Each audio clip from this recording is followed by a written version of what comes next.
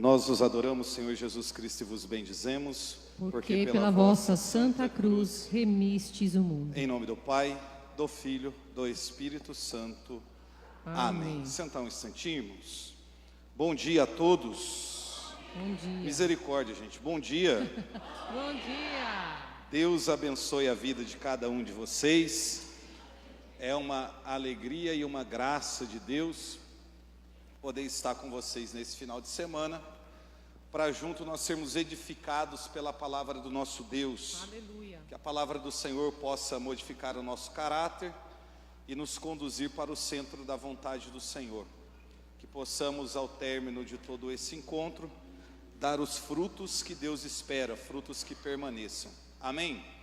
Eu sou o Charles, moro lá em Sete Lagoas, estado de Minas Gerais. Há 8 anos morando em Minas, não sou mineiro, cresci aqui em São José dos Campos, interior de São Paulo. Não sou paulista, sou de uma cidade chamada Tabira, lá do sertão de Pernambuco, graças a Deus, né? A gente saiu cedo de Tabira, fugindo da fome, e veio passar fome em São Paulo. Fome você passa em todo canto, né? Deus seja louvado. Faço parte da paróquia Divino Espírito Santo na minha diocese de Sete Lagoas. Nosso bispo é Dom Francisco Cota e o nosso pároco, Padre Anderson Teodoro. Sou de uma comunidade católica chamada Missionários da Cruz. Sou casado com a Luciana em março agora do ano que vem. Vamos completar 15 anos de casados com a graça de Deus. E tenho um casal de filhos, a Kathleen, que veio comigo, está lá na livraria, lá no fundo, né? E o Israel, que ficou em casa ajudando a mãe ou bagunçando um pouco a casa, né? Depende do estado do humor da criança. E aqui eu estou em casa porque eu não sei se é o 4º, se é o 5º ano que eu já venho aqui, né? Então Deus seja louvado, 4º, 5º, por aí. Então eu me sinto assim...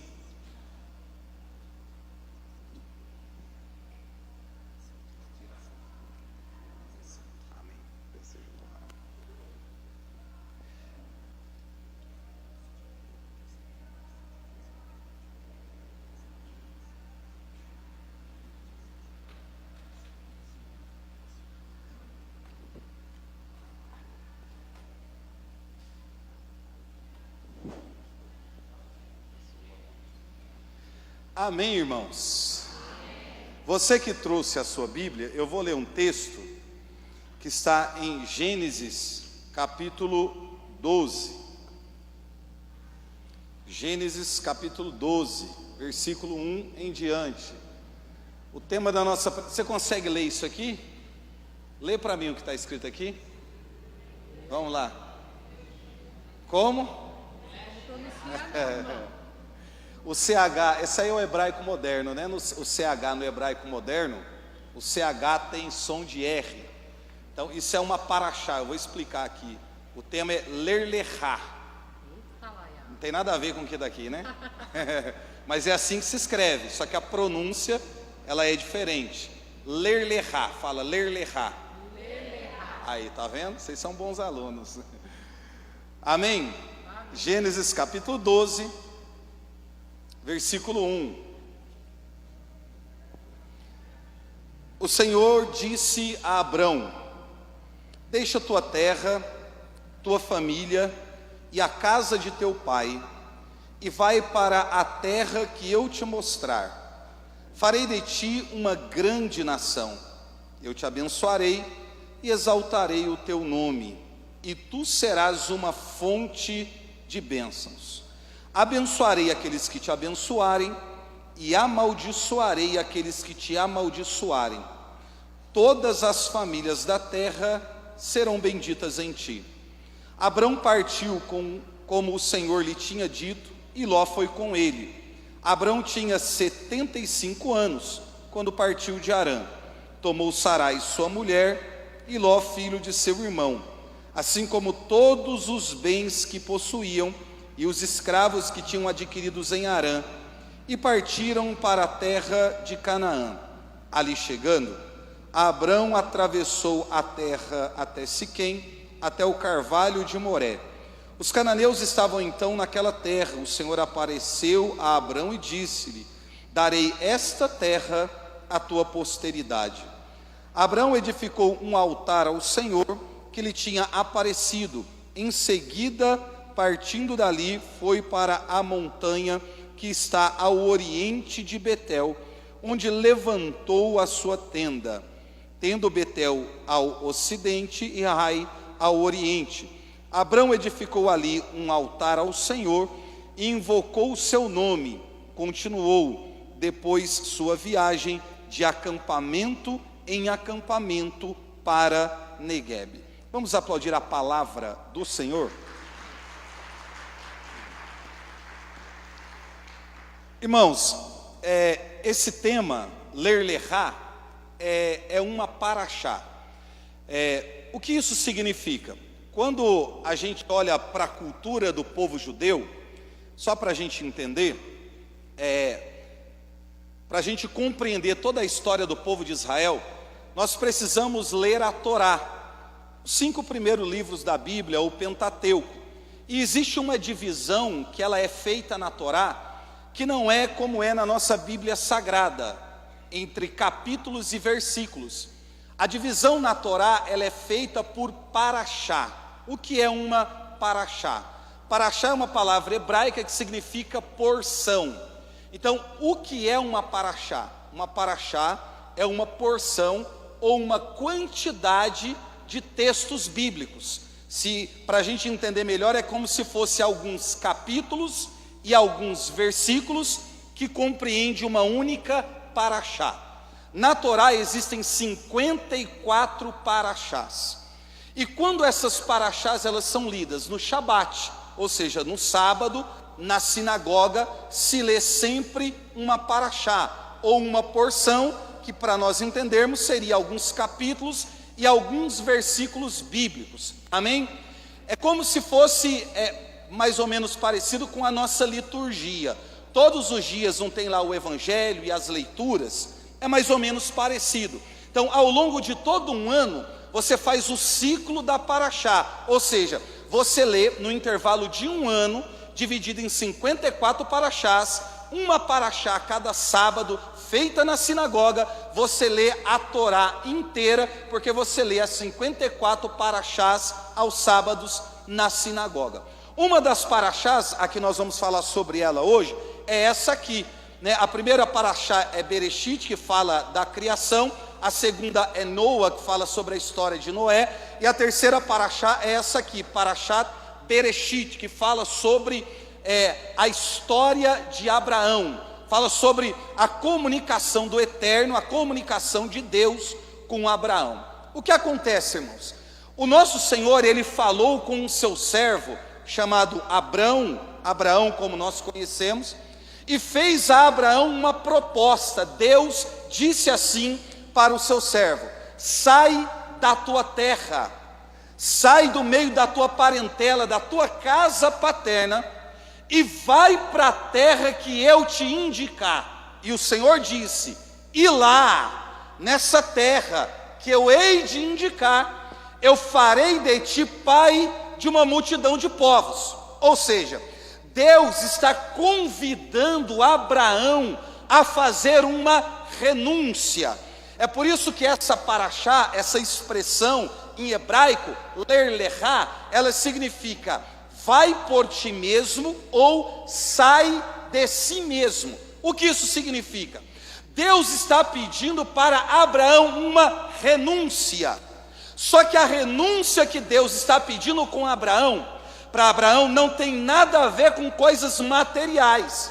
Porque sempre que a gente fala sobre renúncia, logo a gente pensa em abrir mão de coisas, de posses, e olhando para a vida de alguns santos da igreja, que Deus fez esse pedido, a gente entende que nós precisamos de alguma forma vender tudo, dar aos pobres, para poder seguir o Senhor. Há muitos na história da igreja, Deus pediu exatamente isso, e outros no ato do seu chamado, entendeu que precisavam abrir mão de tudo que possuíam, para poder seguir assim o Senhor. O primeiro homem a convidado a fazer uma renúncia foi Abraão. Só que Deus não está pedindo para Abraão coisas materiais. Por que Deus não está pedindo? Porque é muito fácil nós abrirmos mãos, muitas vezes, de coisas materiais. Depende do nível do nosso apego. É claro que existem muitas pessoas que são apegadas demais a coisas, e elas têm muita dificuldade em abrir mão daquilo que conquistou, ou de uma herança que recebeu, né? Nós percebemos isso na história, na parábola do jovem rico, que ficou muito entristecido, a Bíblia diz, porque ele possuía muitos bens. Ou seja, é alguém que já serve a Deus, segue os mandamentos desde a sua infância, ou seja, ele já cumpriu o critério para poder ser salvo, mas para uma vida de santificação, ele não consegue dar um passo além daquilo que faz, que é abrir mão do apego, dos bens, das coisas que tem, para poder seguir Jesus. Nós sabemos que algumas pessoas têm muita dificuldade de abrir mão daquilo que tem, e algumas pessoas são tão apegadas, mas tão apegadas,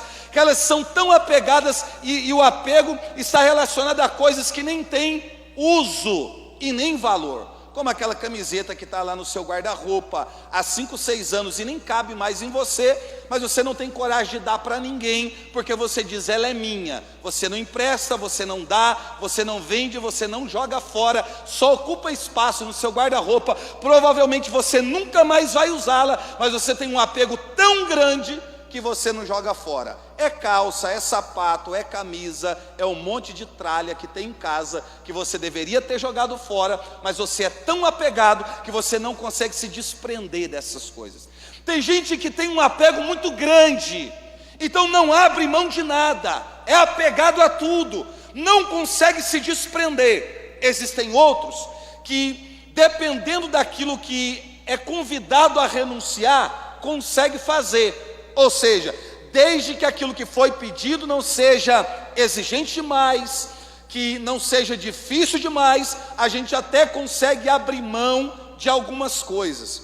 E outras pessoas, dependendo do momento em que ela está vivendo, ou da profundidade da oração, ou da profundidade da conversão que o indivíduo teve, ou até mesmo pelo ato da empolgação de momento, a gente consegue abrir mão de tudo que tem por conta de um chamado. A gente que vive em vida de comunidade, muitas vezes a gente percebe isso. Há um tempo atrás, um rapaz chegou lá em casa e disse assim, olha, eu tenho uma moto para poder doar para a obra. Eu falei, não, irmão, eu não estou interessado na sua moto. Eu estou interessado que você tenha coragem de doar você mesmo. Porque tem pessoas que conseguem doar o bem material que adquiriu, mas leva para o ato do chamado o orgulho, a vaidade, a arrogância, a prepotência, a desobediência, a vontade própria, as suas paixões, ou seja, se desprende de coisas materiais, mas não consegue renunciar a si mesmo. E muitas vezes, quando elas dão alguma coisa em uma obra, elas acham que têm o direito de exigir alguma coisa, porque quando chegou, ela deu dinheiro, ela deu uma moto, ela deu um terreno, ou ela deu alguma coisa que tinha. Ela se acha no direito de exigir alguma coisa, porque se desprendeu de algo para poder ofertar naquela obra. O que eu estou querendo explicar para você? O primeiro homem que Deus chamou para fazer uma renúncia, a renúncia não tinha nada a ver com dinheiro, nada a ver com bens, nada a ver com terras, nada a ver com posses. Deus está falando com Abraão, eu quero fazer uma aliança contigo, mas eu não consigo, ou melhor, eu não posso fazer uma aliança com você, se você continuar com a mesma mentalidade que você tem, porque senão não vai dar certo. Então Deus está dizendo, olha, sai do meio da tua parentela, sai da casa dos teus pais e vai para a terra que eu te indicar.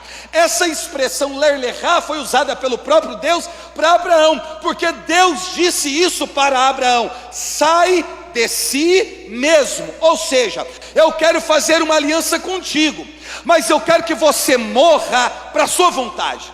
Eu quero fazer uma aliança com você, e você será pai de uma multidão de povos, mas você precisa renunciar a você mesmo. Se você olhar o texto bíblico, você percebe que Abraão, ele levou tudo que ele podia. Levou o ouro, levou a prata, levou o tecido, levou os camelos, levou o gado, levou os pastores, tudo que tinha adquirido em Harã, ele levou. Ou seja, os bens materiais foi junto com Abraão em direção à terra que Deus estava prometendo. Então o que foi que Abraão deixou em Ur dos Caldeus? O que foi que ele deixou para trás?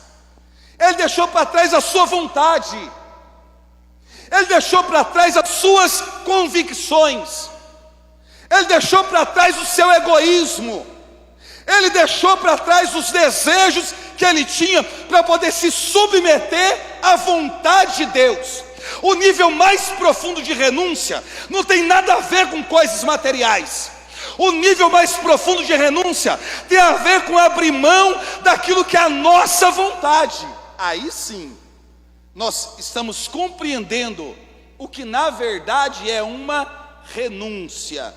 Só que olhando para a vida de Abraão, a gente percebe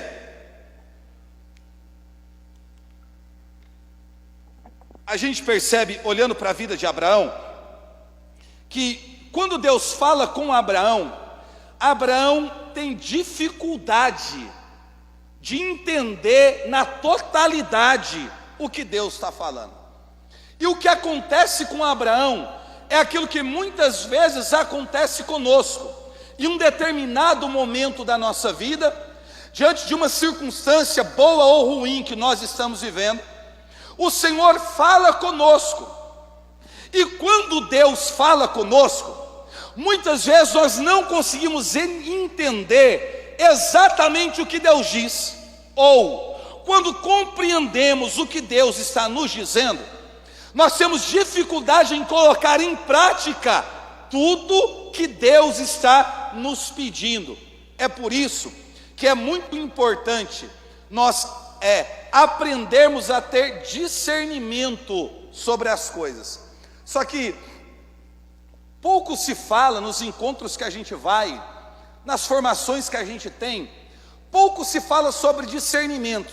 Eu tenho pregado isso. Hoje a gente está muito envolvido com uma espécie de fé epidérmica, ou seja, nós estamos muito apegados a sensações, a arrepios, a tremores, a choros, a reações e sensações físicas, limitando a ação de Deus a uma reação corporal, e a gente se satisfaz, ou seja, em um momento de oração, a gente entende que aquele momento é profundo, porque a gente ficou arrepiado. Ô gente, segundo a minha avó, até uma penada provoca arrepio na gente. Não é isso. A fé não está relacionada a sensações epidérmicas. Isso acontece, mas isso não tem nível de importância nenhuma. Precisa de uma mudança, de uma transformação interior que seja muito profunda.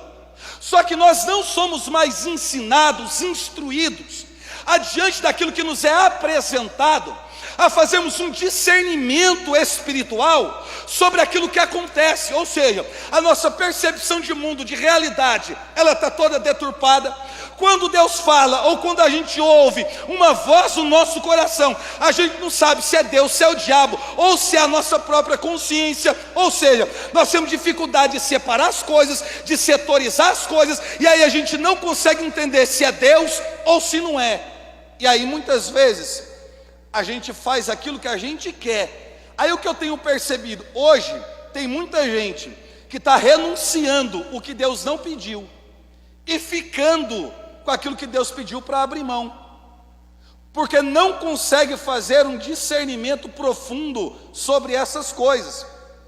Aí quando você vai falar assim, olha gente, era melhor vocês fazerem tipo um exercício espiritual de Santo Inácio, procurar um tipo de uma espiritualidade que fizesse a gente mergulhar um pouco mais, para que a gente pudesse raciocinar um pouco mais, para que a gente pudesse examinar as coisas um pouco mais, para que a gente pudesse deixar aquilo que é ruim de lado e reter aquilo que é bom, para que a gente percebesse as ações, as insinuações, as seduções do diabo, a nossa consciência, a transgressão que está na nossa alma.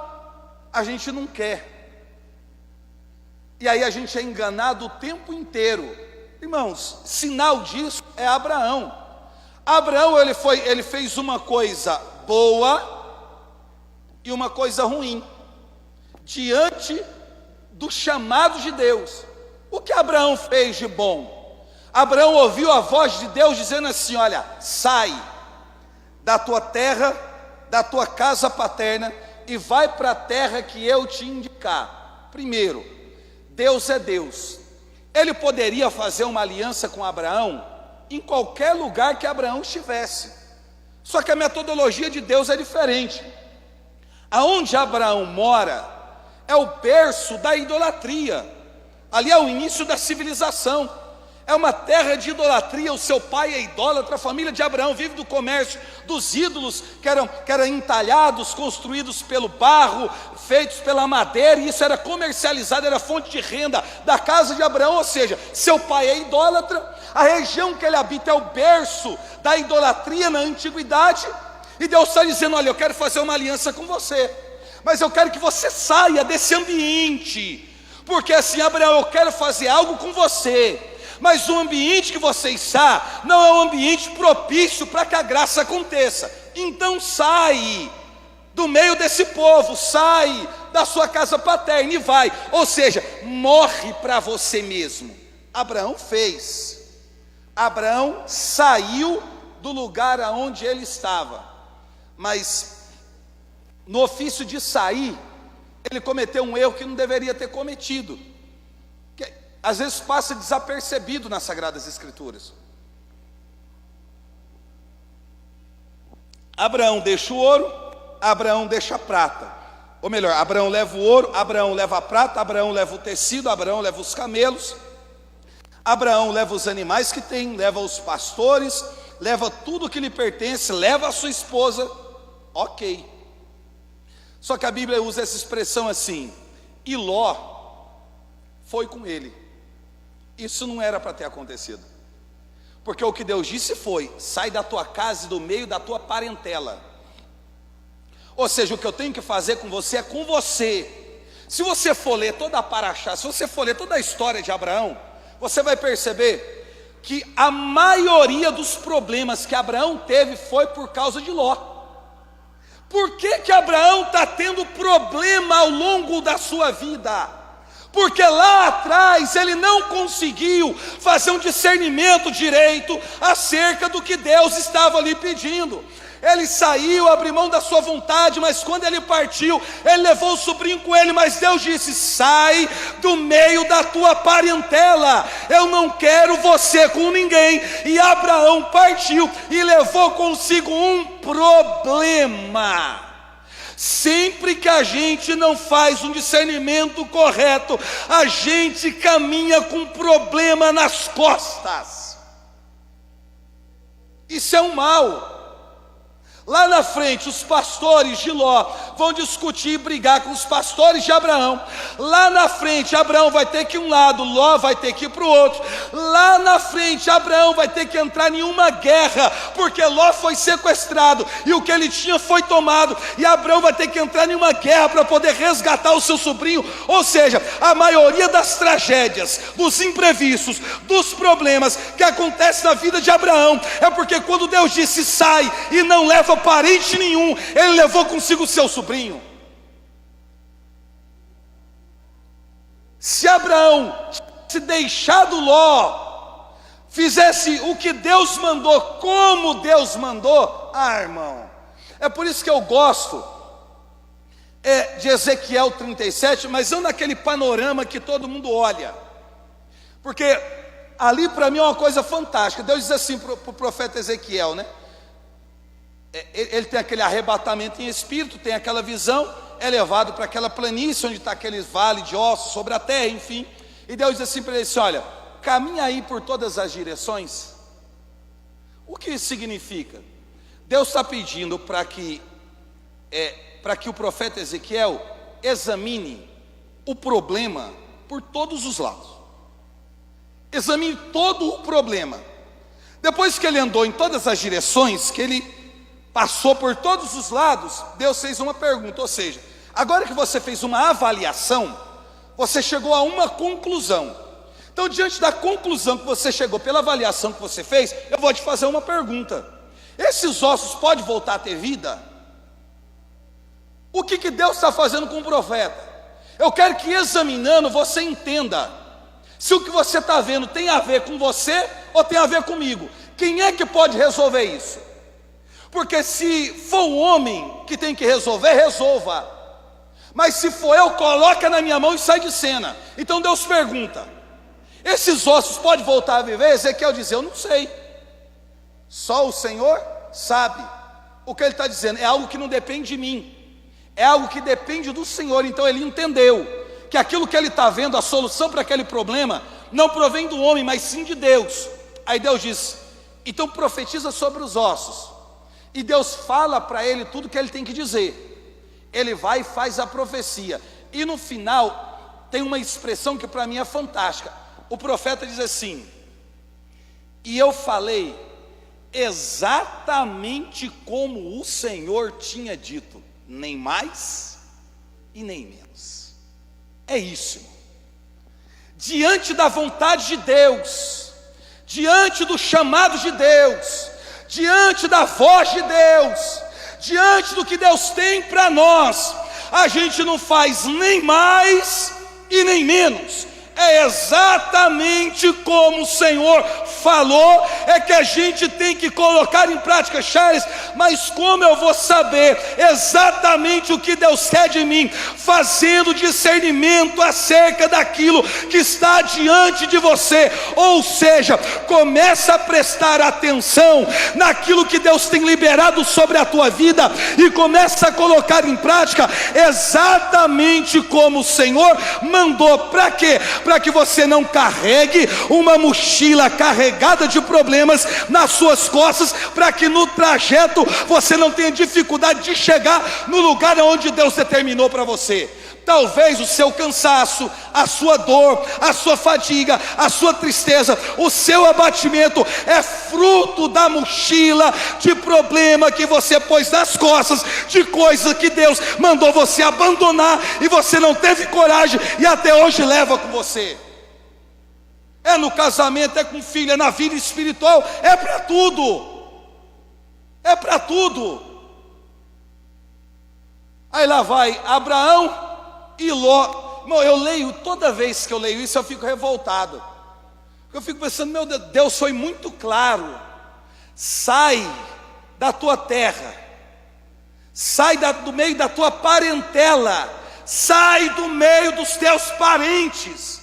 Aí o sobrinho vai junto. É muito burro, porque é muito claro, é muito direto, é muito objetivo. Não é nenhuma coisa assim que você tem que fazer um discernimento, porque é muito claro, é muito visível. Sai da tua terra e sai do meio dos teus parentes. Ló, vamos. Às vezes a gente está passando por problema desnecessário. Às vezes a gente está entrando em luta, em guerra desnecessária. Às vezes a gente está travando batalha que nunca precisaria ser travada na vida. Eu disse isso até acho que o ano passado aqui. É igual, às vezes acaba um momento de oração como esse. Acontece comigo, com os meninos que pregam, com todo mundo. Aí às vezes alguém nos procura. A mim o povo não procura muito, que diz que eu tenho cara de bravo. Aí o pessoal nos procura e fala assim: Charles, reza pela minha casa, reza pelo meu marido. O que tem o seu marido, irmã? Não, porque meu marido me trai, meu marido me bate, meu marido gasta o dinheiro, não paga conta, eu estou cheio de problema em casa, e aquela coisa, conta lá um cenário trágico. Aí você vê, realmente é algo que necessita de uma intervenção divina. Dependendo do que as pessoas nos contam, a gente pensa: rapaz, diante de uma situação dessa, é só um milagre mesmo. Então as pessoas, elas vêm até nós pedindo para que a gente rogue a Deus, para que Deus faça um milagre na vida delas. Só que aí, peraí, vamos fazer uma leitura de como foi a vida dessa pessoa. Lá atrás, ela conheceu o rapaz. Aí quando conheceu o rapaz, apresentou para os pais, né? Normalmente o menino vai lá na casa para pedir a mão da moça. Eu acho que isso ainda existe, né? Não é possível. Não é possível que isso não exista ainda, né? Mas vamos assim, hipoteticamente, vamos supor que isso ainda exista no mundo em que a gente vive, né? Que um cara que quer namorar uma moça ainda vai pedir para os pais dela, mas enfim. Então foi lá. Aí o pai olhou para o rapaz e disse assim, depois, né? Não gostei dele. A mãe diz, não gostei. Aí o padre da paróquia diz assim, filha, tem certeza? ele é estranho. Aí no grupo de oração, na comunidade, ninguém gosta, todo mundo olha e diz, esse negócio não vai dar certo. Aí o orientador espiritual está dizendo, minha filha, sai fora, isso aí vai dar errado, é problema. Só que ela diz assim, mas é que eu estou apaixonada, é o homem da minha vida. Aí, não escuta pai, não escuta mãe, não escuta irmão, não escuta amigo, não escuta o padre, orientador espiritual, fundador, coordenador de grupo, amigo, não escuta ninguém. Namoro está dando errado. Aí noivou, todo mundo dizendo, não casa. Aí foi lá, contra a vontade de todo mundo, casou. Aí casou, a vida virou um desastre. Aí quando chega aqui na frente, está dizendo assim, reza pelo meu marido. Meu irmão, acho que é por isso que ninguém me pede muita oração. Todo mundo que não tem coragem de tomar decisões acertadas na vida, vai viver dependente de milagre. A maioria dos milagres que as pessoas estão pedindo para nós orarmos, é por conta de decisões erradas que tomou lá atrás. Aí você não teve coragem de resolver a sua vida, e você quer que eu resolva para você? Eu não vou resolver para você. Aprenda a tomar decisão na sua vida. Pode doer, pode chorar, pode sofrer, você pode não gostar de mim, não tem problema, mas aprenda a resolver suas questões, porque se você não tiver coragem de renunciar, de abrir mão, você vai viver mendigando milagre de lugar em lugar. As pessoas que têm coragem de tomar decisões, pouco vão precisar de milagre amanhã, porque resolve a sua vida aqui atrás. Então vocês estão entendendo? É um problema que já está lá. Todo mundo está vendo que é uma tragédia anunciada, mas a pessoa insiste e vai porque está cega, porque está apaixonada, porque é desobediente, porque não ouve todo mundo, pelo calor do momento, pelo impulso. Abraão naquela coisa de sair de casa, o sobrinho está dizendo eu vou também, ele disse então vamos, pega aí todo mundo, e partiu. Quando partiu começou o problema. O problema é porque ele está levando alguém que não era para levar. A gente pode dizer, meu Deus, mas por que não pode levar Ló? Porque o que Deus quer fazer é com Abraão, não é com Ló. O chamado de Deus é na vida de Abraão, não tem nada a ver com Ló. A aliança é com Abraão, a promessa é com Abraão. Pai de multidões será Abraão, não vai ser Ló. Não tem nada a ver com Ló. Então não adianta eu querer trazer para junto de mim aquilo que Deus está retirando. É que nem quando teve uma época que se cantava muito aquela música, que eu acho que ela nem católica é, Restitui. Já que cantava muito essa música, né? A maioria dos encontros que você ia estava cantando. E quando cantava a música eu ficava fazendo uma reflexão. Restitui, eu quero de volta o que é meu. Peraí, o que é seu? O que é seu? Restitui. Não. A questão não é pedir a Deus que me restitua ou que me devolva alguma coisa. A questão é eu fazer uma reflexão sobre o motivo pelo qual eu perdi. Porque se eu entender o motivo pelo qual eu perdi, talvez aqui na frente eu entenda que eu jamais deveria dizer, Deus, devolve. Porque talvez eu esteja pedindo para Deus restituir na minha vida algo que Ele mesmo tirou. Então como é que eu estou dizendo, Deus me devolve? E Deus está dizendo, não vou devolver, eu já tirei. Eu tirei da sua vida porque eu não quero que faça parte da sua vida, porque ia destruir a sua vida. Como você pode estar pedindo para devolver uma coisa que eu tirei que vai te destruir? Então muitas vezes a nossa oração, ela não pode ser assim, restitui. Tem que ser supera. Supera, irmão. Caminha, anda, prossegue, vai em frente, enxuga a lágrima, levanta a cabeça, cura suas feridas e vai. Não tem restituir, não vai ter devolução. Tem coisa que será devolvida? Tem coisa que Deus traz de volta? Está na palavra, tem. Só que tem coisa que foi o próprio Deus que permitiu a gente perder para não ser causa da nossa condenação? E como eu posso pedir para Ele me devolver uma coisa que Ele tirou que vai me salvar? Aí a gente sai reproduzindo um monte de coisa por aí sem fazer reflexão de coisa nenhuma. Aí por isso que a gente não muda de conduta, não muda de postura e fica carregando o problema até o último suspiro. Está no derradeiro momento da vida e ainda está segurando Ló na mão. Até quando você vai carregar esse problema? Até quando você vai entrar em uma guerra que não é para você entrar? É igual a Abraão. Ló foi sequestrado, ele teve que entrar em uma guerra, ele teve que arriscar a vida dele, dos homens dele, para poder ir buscar Ló, que foi sequestrado e teve os bens roubados. Por que Abraão ele entrou na guerra? Porque ele se sentiu responsável por aquilo que está acontecendo com Ló. Porque Ló só está ali porque ele permitiu que Ló saísse de Harã, de Ur dos Caldeus, junto com ele no trajeto. Então ele se sente responsável por aquele problema que está acontecendo. Então Abraão está vivendo a sua vida refém do erro que ele cometeu. Muitas vezes a nossa vida é assim, a gente é refém dos erros, dos desacertos, dos problemas que a gente cometeu. Então o que Deus pediu para Abraão é o mesmo que Deus está pedindo para a gente. Qual? Conserta. Conserta. Ló está hoje com você, mas ele não precisa estar com você o tempo todo. Se aparta de Ló, segue sua vida, vive o teu chamado, renuncia o que eu te pedi, para que você viva com excelência aquilo que Deus tem para você. Abraão só vai conseguir gerar um filho junto com Sara, que é a promessa que Deus fez, quando ele se apartou do problema que ele insistia em carregar.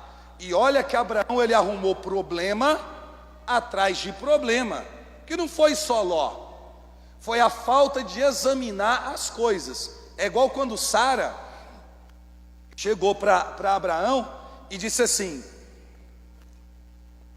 olha, será se o problema não é comigo? Como Deus disse que Abraão seria pai de uma multidão de povos.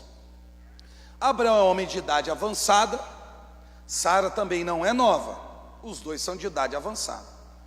Sara é uma mulher estéril. O que Deus está prometendo é que ele seria pai de uma multidão de filhos, ou seja, ele precisa ter um filho homem, pelo menos, no mínimo.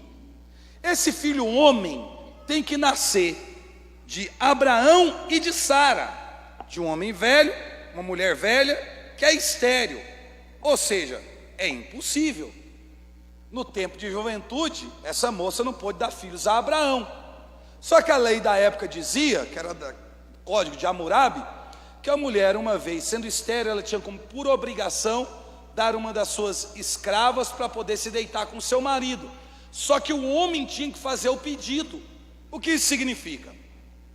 Já que Sara é estéril, Abraão tem o direito, pela lei que regia o povo na época, de chegar para Sara e cobrar, dizer assim: olha, já que você não pode me dar filhos, eu preciso me deitar com a escrava, com a sua serviçal, para continuar a descendência da família.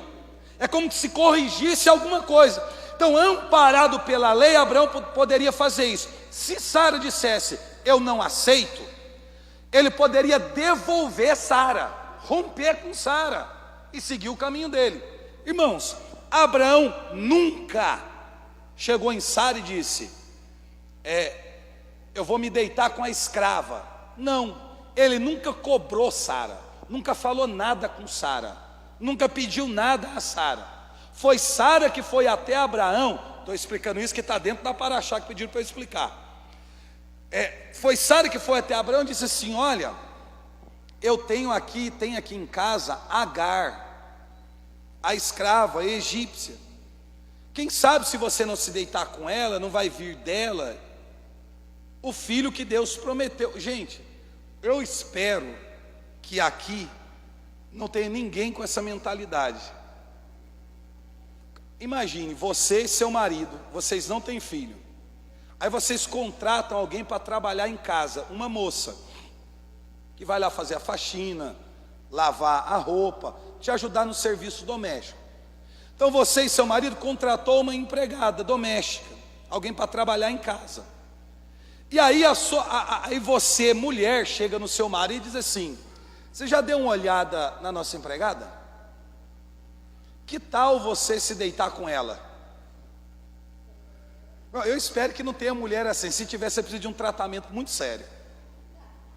É a mulher que está chegando no marido e perguntando para o marido se ele já não deu uma olhada na escrava, ali na Bíblia, mas trazendo para a nossa realidade, na moça que está trabalhando em casa. Aí Abraão fala assim: o que tem, Agar? Então assim, você podia ir lá e ter um esquema, né, com Agar. Abraão poderia ter olhado para ela e ter dito assim: você está doida? Esqueceu de tomar um remédio hoje? Eu te amo, meu amor, jamais ia fazer uma coisa dessa com você. Mas o que Abraão fez? É isso que eu estava querendo. Abraão poderia ter dito que não queria, mas ele falou: já que eu vou ter que fazer esse sacrifício, fazer o quê? Vamos lá. Se deitou com Agar, teve um filho chamado Ismael, porque Sara tentou ajudar Deus. Aí Deus vai voltar a falar com Abraão no capítulo 17. Foram 13 anos sem Deus falar com Abraão. 13 anos sem Abraão ouvir a voz de Deus. E quando no capítulo 17, que fala da aliança e da circuncisão, Deus volta a falar com Abraão, Deus diz assim para Abraão: Abraão, anda na minha presença e ser íntegro. Ou seja, eu sou El Shaddai, todo-poderoso. Eu não preciso da sua ajuda. Eu não pedi para que você tentasse me ajudar a fazer o que eu tinha que fazer na sua vida.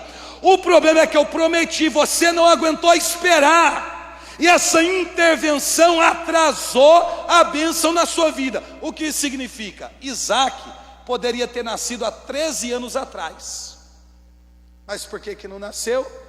Porque ele ouviu Sara, eles tentaram ajudar Deus e atrasaram a bênção de Deus na vida. Às vezes o milagre que você está pedindo era para ter acontecido há 5, há 10, há 15, há 20 anos atrás. Só que os nossos católicos hoje estão assim, eles estão indo de lugar em lugar atrás de um benefício, de uma cura, de um milagre. É isso. Vem aqui, se aqui não acontecer, vai lá. Se lá não acontecer, vai na igreja protestante. Se na igreja protestante não for curado, vai para o pai de santo, vai no terreiro de Umbanda, vai no centro espírita. Ou seja, a pessoa está indo em tudo quanto é canto para poder buscar o milagre que ela pediu. Só que Deus tinha prometido que ela receberia a cura. Só que como na cabeça dela está demorando, ela está tentando buscar em outros lugares. Ué, irmão. E às vezes o povo acha que eu sou duro demais, mas às vezes a enfermidade que a gente tem é uma permissão de Deus para fazer a gente continuar buscando a presença dEle. Enquanto a gente está buscando, existe a possibilidade de nós sermos salvos. E Deus sabe que se Ele te der aquilo que você está pedindo, você nunca mais aparece aqui. E lá fora você vai se perder. E Deus está preocupado não é com a sua cura, é com a sua salvação. Então às vezes é preferível que você fique doente, porque doente você continua vindo, e curado você vai desaparecer. Mas a gente está desesperado só para receber coisas, sem entender o agir de Deus, o trabalhar de Deus, a vontade de Deus e as promessas de Deus. E às vezes a nossa ansiedade está atrapalhando o projeto, a nossa ansiedade está atrapalhando o milagre, a nossa ansiedade, a nossa pressa está impedindo a graça de acontecer. Eu farei de ti pai de uma multidão de povos. Só que eu pergunto a você para a gente rezar: qual é o ló que você está carregando? Qual é o ló que você está carregando? Quando eu falo ló, não estou falando sobre pessoa, estou falando também sobre situação, sobre circunstâncias, sobre problemas. O que é que você insiste em carregar que Deus já pediu para você deixar de lado, abrir mão, renunciar? Será que compensa carregar um fardo que Deus não pediu? Será que compensa andar de mãos dadas com quem Deus não aprova? Será que compensa frequentar lugares da onde Deus está querendo nos retirar? A gente está igual o povo no Egito, irmãos, igualzinho. Está lá no Egito, mais de 400 anos, 430 anos de escravidão. Aí Deus ouviu a voz do povo, enviou Moisés e o povo saiu. E quando o povo sai, o povo está reclamando com Moisés, dizendo, pelo menos lá nós tínhamos alho, pepino, cebola, aquela conversa toda que vocês sabem. Olha que loucura. Aqui atrás o povo está dizendo, Deus, tira a gente daqui. Aí Deus tirou. E agora, na liberdade que eles receberam, eles estão pedindo a Deus para voltar para o lugar de onde eles pediram Deus para poder tirá-los. Que loucura é essa? Ontem você estava pedindo para sair, eu te tirei. E hoje você está pedindo para eu voltar, fazer você voltar para o lugar de onde você me pediu para eu te tirar. E a gente está achando que Deus é o quê?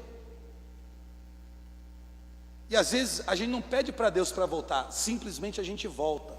Deus tira a gente do Egito, a gente volta para o Egito.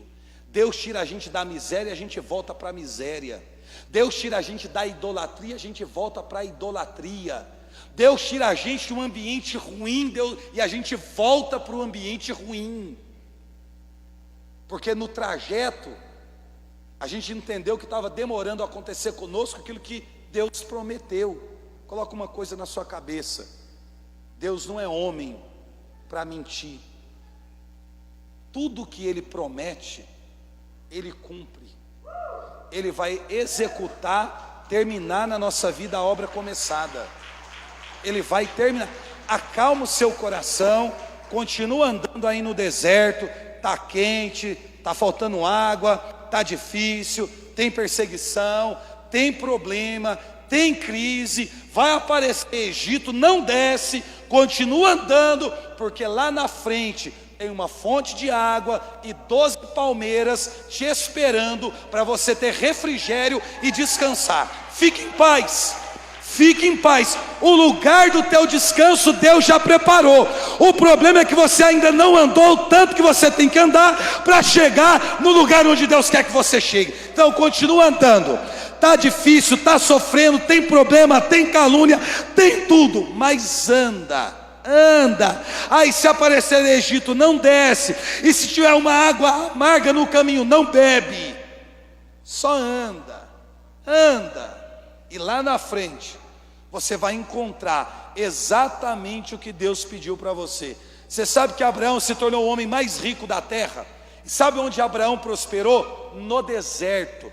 Deus fez nascer uma fonte de água no deserto, 12 palmeiras no meio do deserto, e todo mundo que tinha que atravessar o deserto tinha que passar nas terras de Abraão para poder beber água e para poder descansar debaixo de sombra. E Abraão, como tinha uma mente bem capitalista, o que Abraão fez? Ninguém passa pela minha terra, nem fica na sombra da minha palmeira, e nem bebe a minha água, sem deixar aqui um camelo, um jumento, uma jumenta, ouro, prata, tecido, alguma coisa, uma espécie de pedágio no deserto. Ninguém passava por ali sem deixar alguma coisa, porque Abraão no deserto é o único que tem água, é o único que tem sombra, é o único que tem palmeira. Às vezes o que Deus está dizendo para você, você não vai nem precisar me pedir para te tirar do deserto, porque eu sou Deus o suficiente para transformar o teu deserto em um manancial. Deus é capaz de fazer essas coisas. Deus é capaz. Tem gente que Deus tira do deserto? Tem. Mas tem gente que Deus vai levar o oásis lá para o meio do deserto, porque Ele é Deus. Ele prometeu e Ele vai cumprir. O que eu faço? Sai de si mesmo. Morre para a tua vontade, morre para a tua vaidade, mata o teu orgulho, sufoca o teu egoísmo, a tua arrogância, a tua prepotência, se humilha na presença de Deus, se submete à vontade dEle, e tudo que há de vir, irmão, virá, e não vai demorar muito. Fique de pé para a gente rezar.